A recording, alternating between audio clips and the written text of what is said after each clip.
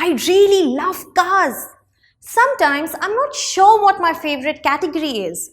There are super fast sports cars with high performance engines and a streamlined body. There are the tough off-roading SUVs with their tough bodies and high ground clearances.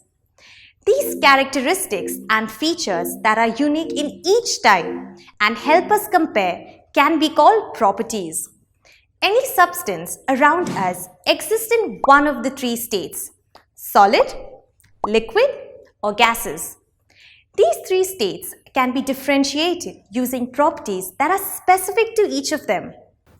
Solids have a definite volume, shape and size because they have closely packed molecules with strong force of attraction holding them together. This also does not allow the molecules to move about in random motions when they contain energy. Solids do not flow and do not take the shape of the container that they are placed in. You can change the size and shape of an object only if you can generate a force greater than the force with which the particles of the solid are held together. Liquids, on the other hand, are more groovy. They flow from high altitude to low and take the shape of the container that they are kept in. When we fill an ice cream mold with flavored milk, the milk takes the shape, and after freezing it, it becomes a candy of that shape. Loosely packed molecules with a weaker force of attraction means that liquids do not have a definite shape and size. They do, however, occupy a specific amount of space, which is very difficult to compress, a lot like solids. The particles in liquid have some more space to move about when they contain energy, but are still held back by the force of attraction of other molecules and gravity. Gases are free to roam as they please. The intermolecular arrangement of these molecules is very spacious with a very tiny force of attraction between the molecules of the gas.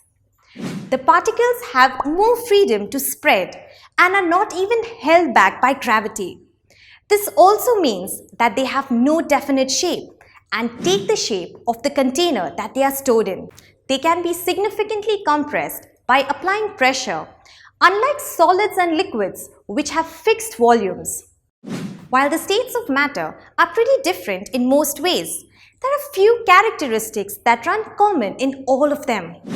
While most solids are opaque, there are few that allow light to pass through them. Most pure liquids are transparent unless contaminated, and gases are transparent. You are watching this video even though there is air between you and the screen. Metals which are solid have luster and shine. Mercury is a liquid which has luster, but then again it is a metal. And gases do not have luster. Some solids dissolve in water while some others do not. Some liquids dissolve in water while others do not. Some gases dissolve in water while others do not.